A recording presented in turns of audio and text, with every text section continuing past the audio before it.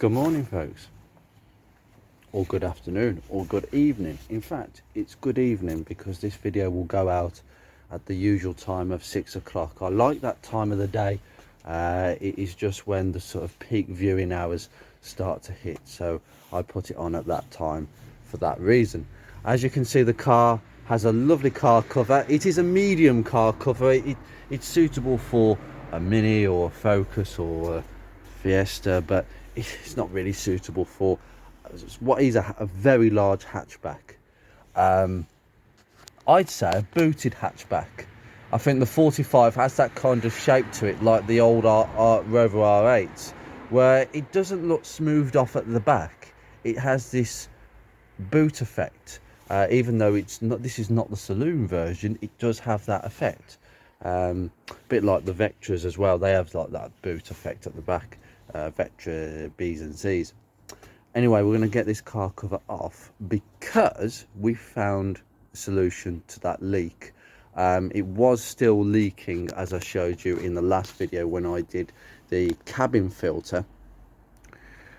All I'd done with the seam sealer is I'd missed a bit, just a little bit. Now, there is a top tip I have to give you when applying seam sealer in a location where water is very much present. You must dry it thoroughly. I had to get the heat gun back out because there was just a section where I'd applied seam sealer that hadn't stuck down. It hadn't set, and the reason it hadn't set is because the surface was still wet. There was moisture on that seal, so that's why it wouldn't embed, and water was still getting underneath the seam and into the car. Now I had to take some of it away, dry it up, and reapply in the area where it wouldn't stick down, and now it doesn't leak, thank God. There is no leaks in the footwell or the gutters, so we can take this car cover off and put it inside. This is, by the way, this is a Halfords car cover, and do you know what? I had years ago a Stormforce car cover, and they are supposedly the best in terms of weather protection and breathability. And to be fair, I bought one, and it was contoured to the P6. It was specifically for the P6 because they'll make car covers for virtually every car, tailor-made, with the door mirror pockets and pocket for the aerials, etc., and the eyelets at the front, because remember P6s have got a little prism above the top side lights. They can actually rip through if you're buying a generic one like this. Now this is a generic one, but that cover was brilliant. It didn't let any water past, but it breathed. I had no issues with the paintwork. The only thing with car covers that I don't like is they are not really a solution, or they're not really a solution to not having a garage. Garage is best, because even with the material that it's actually made of, I'll show you. I haven't connected any of this because it's quite tight. The wind isn't going to take it away. It's quite a nice cottony material. Some are not so nice, but this is quite nice. This is definitely like an anti-scratch material. So even a tight fit, it wouldn't scratch the paintwork. The top tip really is you've got to wash your car, because if there's any debris or dirt and the car cover pushes against the bodywork, you're going to get minor scratches, and that is a no on that. I put this car cover on this Focus 6 months ago because of the boot leaks, and there was some scratches on the roof that weren't there before, and on a black car I'd noticed that. So that is just kind of word of advice. But these car covers are really good value for money. I bought this second hand for about 30 quid. They're about 50 brand new. I'd go for these, because the Stormforce ones, the last time I checked for the Focus and possibly for one of these, you're looking at about 150 or 160. And this is, by the way, the Sahara version. The Sahara version is the one you want, because it will literally, it would have to be a monsoon. I think there's two different types actually. There's the Sahara and there's the monsoon. I can't remember which one was the more expensive, but I think it might have been the monsoon. and that would be the one you go for, because whatever the weather, rain will not get past what will be several layers. I'm probably going to get an indoor car cover for when the Focus is actually garaged, which will not be too soon. Anyway, stop rabbiting on. I'm going to get the car cover off, and today we're going to do the headlining. Because the car is now officially dry, touch wood, we are going to get the headlining out. I'm going to show you how to do that. It will involve taking the parcel shelf out, the door sill, because we're going to bring the headlining out the back. I have no idea how the hell you do it on the saloons, because the doors are the same size on the saloons. It's just a bigger back end. It's literally like that much longer. So you'd have to twist it out. That will be a faff, but we've got the ability to come out of the hatch. Well, now I've taken the car cover off. Wow, okay, can you see the difference there? Now this is all clean. There's no algae trapped between the scuttle and the windscreen itself. Look at that. Wow. I think wiperless cars will catch on really nicely. I don't want to put the wipers back on. That looks so cool. It looks really nice. And that's just a sample of how the car is going to look when I finish this, because this paintwork is just... Can you hear that? It's like sandpaper. This is going to be washed, snow foamed, clay barred, polished, waxed, you name it. It's going to have everything done to it. It has not had a polish in years. Obviously I've got to repaint. This has got to be repainted. I've got to get this off to be repainted. And the door handle situation, that's coming up very soon. We're going to get these door handles off, so we'll take the door cars off. I'll show you how to do that. It's pretty simple, really. There is a know-how to getting door cards off with every single car, but this one isn't so bad. The clip has not gone there, it's just started to go there, but this one is completely goosed. I'm trying to get a second-hand ones, because I think it'd be useful, even if I can't repair it. But I'm going to have a go. I really am going to have a try at repairing these. Right, as you can see, it's nice to see the interior in daytime instead of nighttime. I do apologise for some of the quality of my videos recently, but the truth is, I want to make progress with the car every couple of days. I'm trying to accelerate things, and what that means is, I'm basically, if I want to make a video for you guys, it's got to be in the dark with my head torch and my lamps, and I'm trying to do as best as I can in terms of quality. But you can see for yourself now, right, just pretty much how solid this thing is. And once again, I've put my foot on the blooming airbag connector. It's always exactly where I put my foot. These things, I've been told, are not very good, but I'm going to clean this up. It does. The connection seems okay to me, and on that side as well. But honestly, look at it. I mean, I've cleaned all this. This is being cleaned as well, but we've got a load of stuff in the boot. In terms of the door cards, actually, the material does come away like the headlinings, but that one's okay. That one's all right. It's not too bad. That one's probably the worst. This one's not too bad at all. Then they're okay. Now, obviously, that's a retrimming job, because they've all got to come off with new material put on. But I don't want that. If this original material is okay, I'll try and keep it on the car for as long as possible. It's just one of those Rover 45 things. It's not like it's a unique issue. But yeah, I've got one more vent. Unfortunately, what's happened is I need to get a hazard warning light switch. I did take it apart and put it back together, but on removal, I had to put it back on the car for a bit, and then I had to remove it again. And on removal, it split apart.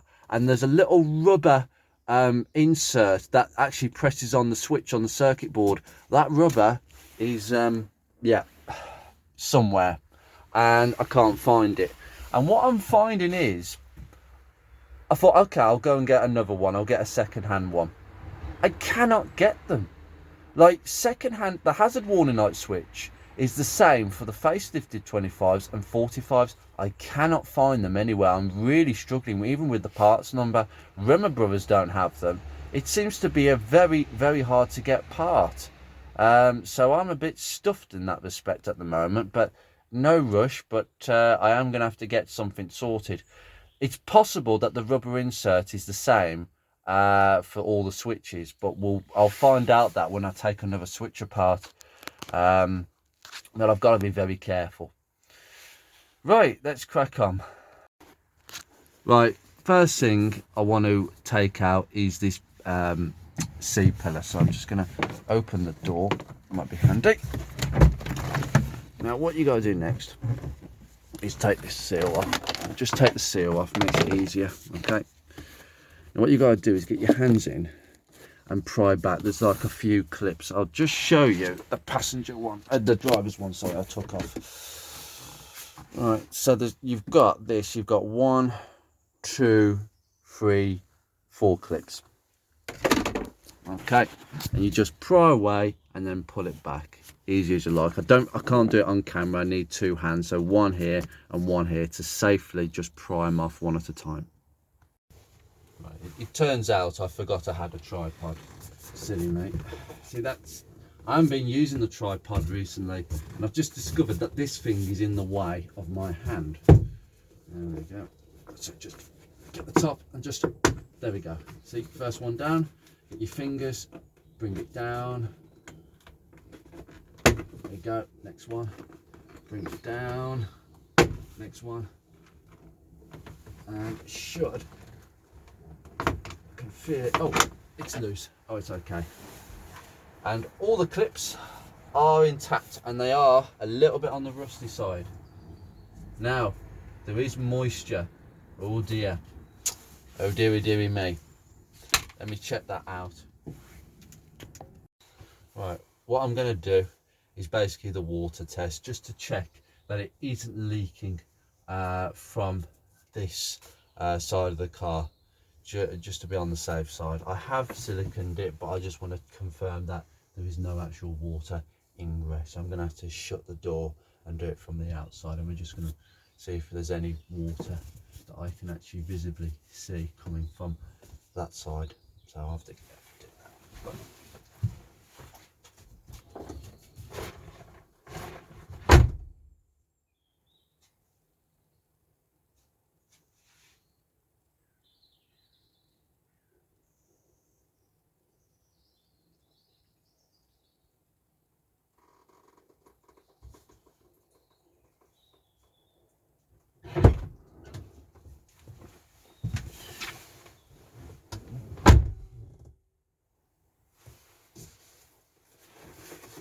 I can confirm that there is no water ingress, and all the moisture there was just the foam on the inside of the trim. I mean, literally, you don't get that on Focus Mark 1s. Foam on the inside. No, you just get a piece of trim. So, yeah, that foam was definitely holding the moisture. Brilliant. We can now take out these sun visors. So it's Phillips screws there, and it could be a clip for that bracket up there. I'll show you that in a sec. Look at the mold. We are going to have to get some I might even get some bleach on this. We'll see what my products do with this. So we've got 2 Phillips screws, and I believe I'll just pull that. I believe that is just a plastic attachment. I will see what tools I can get in there. It's clipped in, but I need to know what side to come from. It's possibly this side with a flathead. I don't want to break anything, so we'll go carefully. You're going to need a bigger Phillips screwdriver for this, but essentially, yeah, it's gone straight in. Now I'm going to get my parts tray ready. I do like this AA service Rhodesia. Is that Africa? But Africa or Asia? That rings a bell. That does. Look at it carefully.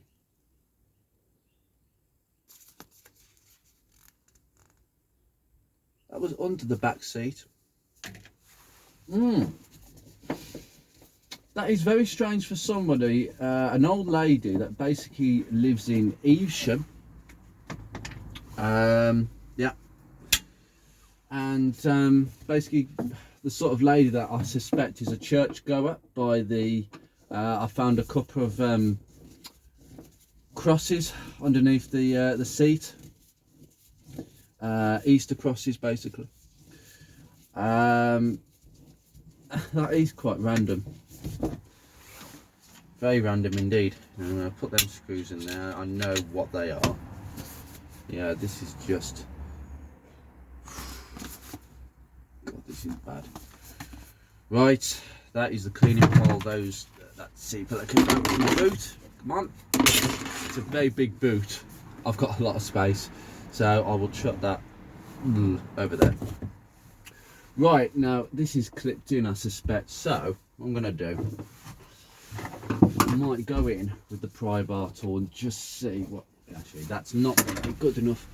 Oh, there's a Phillips screw on it. I couldn't see from that side. On this side of this clip, on the windscreen side, there's a Phillips screw. Ah, well that's easy. Take that out.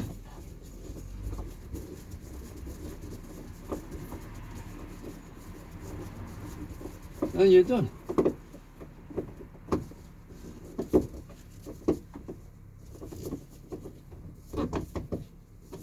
Come on. This is one long screw. It's only a sun visor, it's not a seat. Oh God, this screw goes in forever. Right. There's a clip, I believe, that's holding it in, that's why.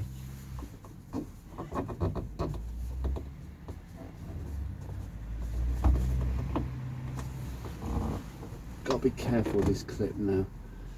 Right, that clip, you just have to keep twisting and pulling it very gently and it will come out. It almost looks like the legs need to be squished, but just pull it out. Obviously the Phillips screw is on that side. Very, very cleverly as well. Brilliant. So we'll put that in there and not lose it. Exactly the same for the drive side, so I'm going to do that now off camera. Right, now that's off, we've got the centre light. Now I believe you just get a pry bar tool and push that way. There we go, it's gone. And just lift the whole thing. Ah, there we go, the whole lens comes off. Now there should be, oh yeah there is, there are two. Oh, okay, we've got e-torque screws, so I assume that these come off. I checked that this ball works, I didn't know it worked, so we'll take these two e-torque screws out. Right. Now I've found, I think, E12.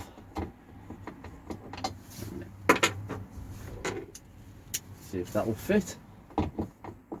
Right, an E10. You need an E10 bolt. Okay. E10 socket size. There we go. That's coming out really nicely. I just want to shout out thank you to all my subscribers and all the people that have liked, commented.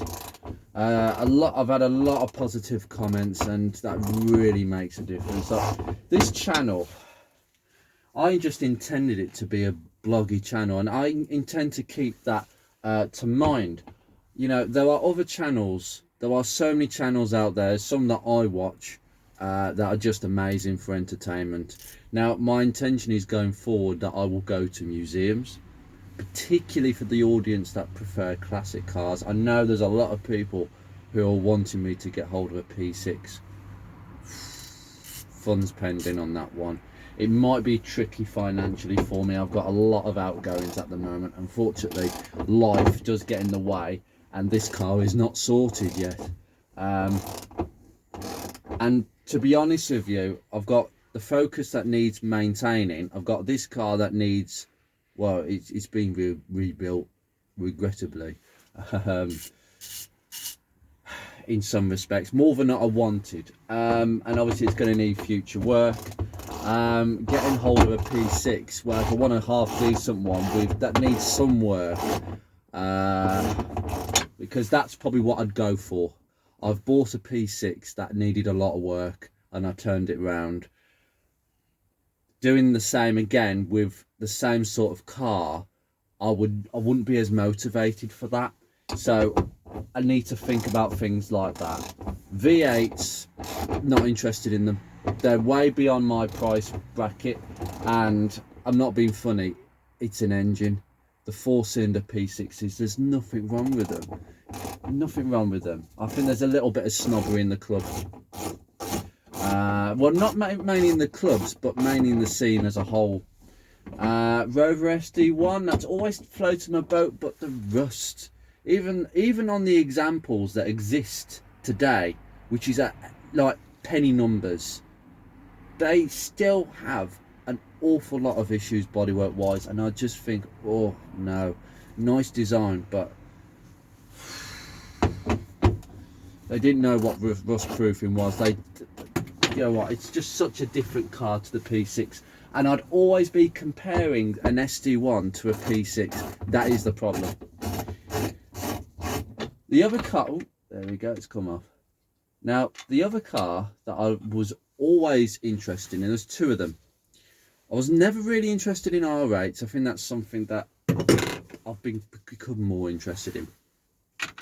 I'm more interested in Rover 800s.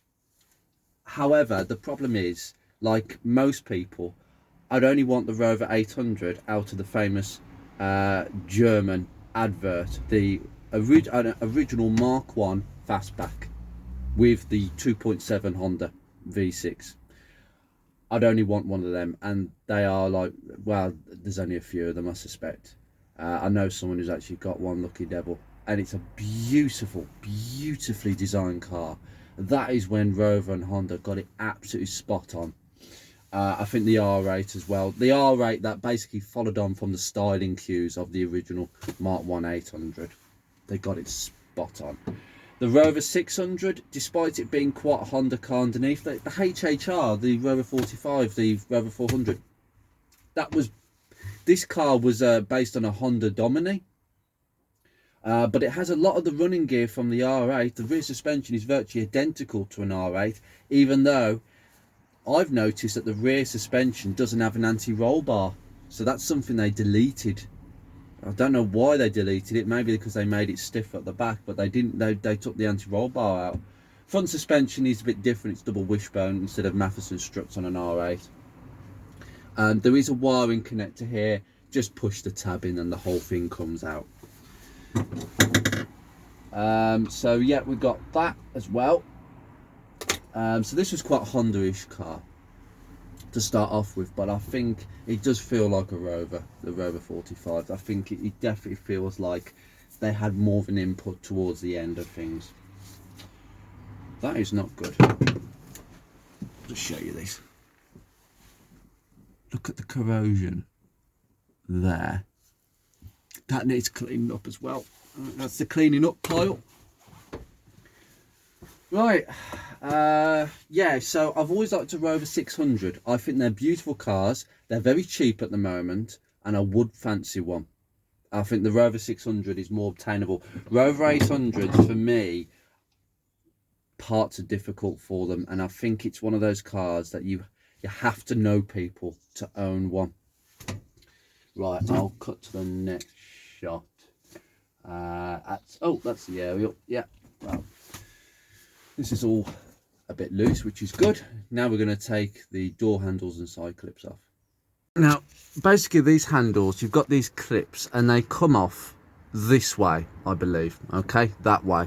But over time they do get a bit stiff, and I'm struggling to get this one swung over. So use a plastic tool, don't use a screwdriver. You'll damage the trim like I've just done there. I did try and get a screwdriver in, but I think you might have to get a pick and just leer it, and then it will flip past. There you go. Now be careful, because this plastic looks a bit brittle on the end. Yeah, it might, you might end up snapping. You don't want that.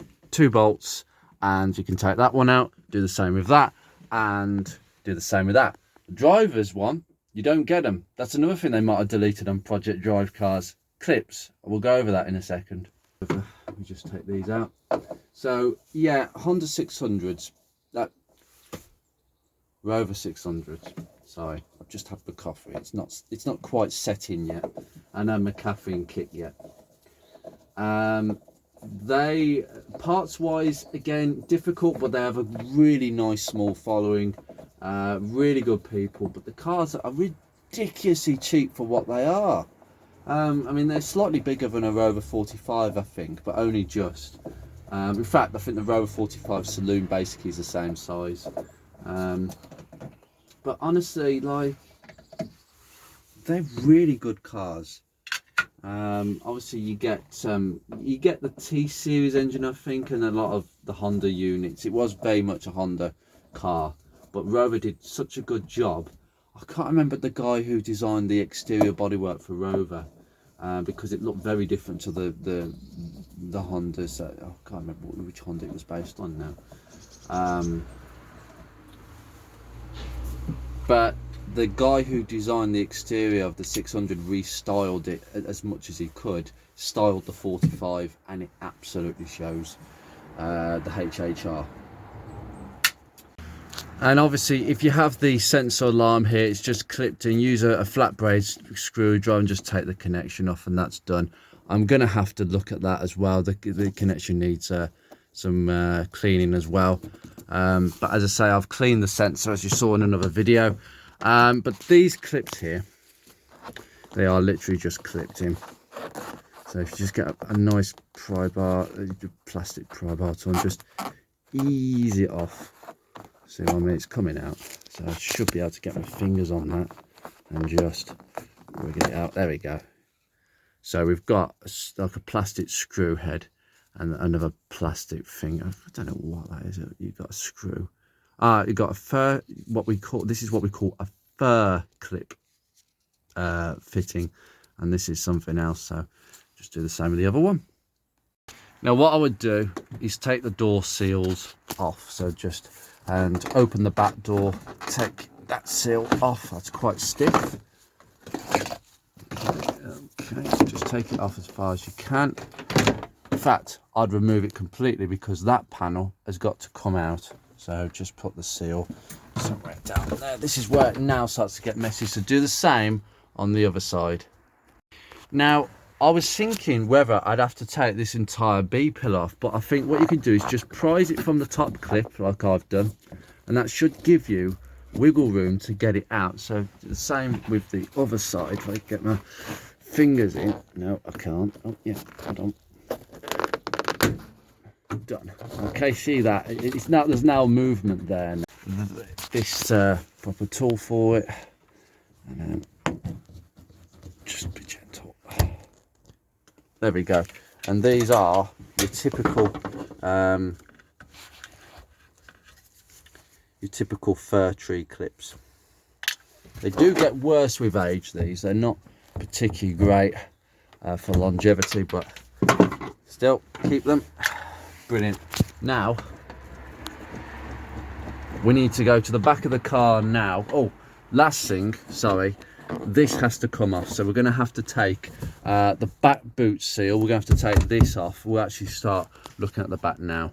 What I'll do is just take the whole thing off. Blimey now, that's a lot of water dangling from there.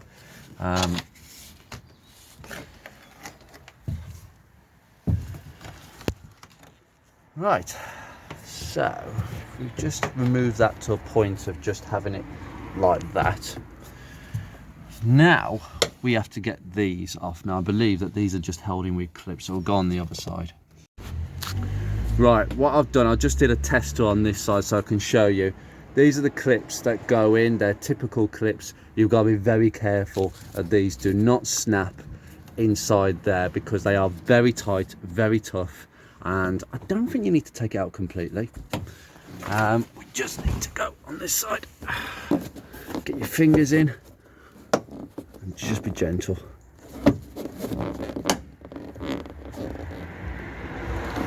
Just ease off. There we go. There we go. Once you've got one, you can get in and get another one. There we go. Okay, there we go. It's all coming out. I think It should be. Oh, I'm going to take that one out. There's one more.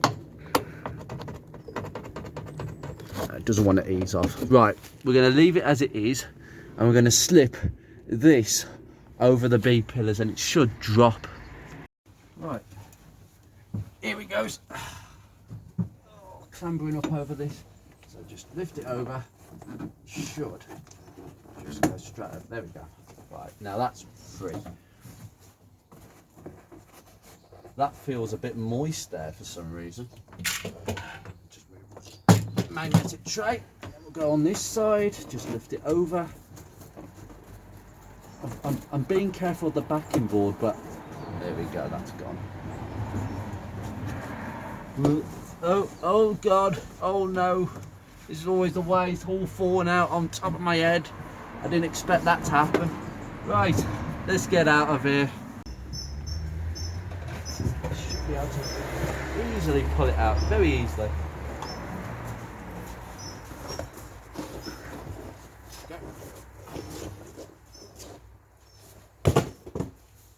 Well, first impressions are very good. I don't think there's any damage really from the backing board. We will get this off and scrape it off. That'll be one job down the line. Yeah, it's just gone in particular areas. Good to see. Yeah, well, it's all going to be scraped off the backing board. It's fiberglass, isn't it? Yeah, it's fiberglass. I didn't know that. Well, that would be handy if I'm repairing it. Fiberglass strands holding it together, but this is where we're going to literally rip it off and scrape the whole thing down. That is for a future episode. You see up here, there's actually rust on this part. I don't know what's going on there, whether this bit where it was sagging really badly, but I'm going to keep an eye on that. Yeah, we're just missing the washer. That's interesting. I'm going to find out in the next episode why that's not working. That looks dry to me, but it all looks rather nice. So yeah, we can keep an eye on the water. I'm going to keep the car cover off for the next time it rains. I'm going to chuck all these door seals back on temporary, just while it's like this. Right guys, I shall see you very soon. I'm most probably going to make the next video immediately. You'll see it in a few more days time. See you in a bit guys. Take care.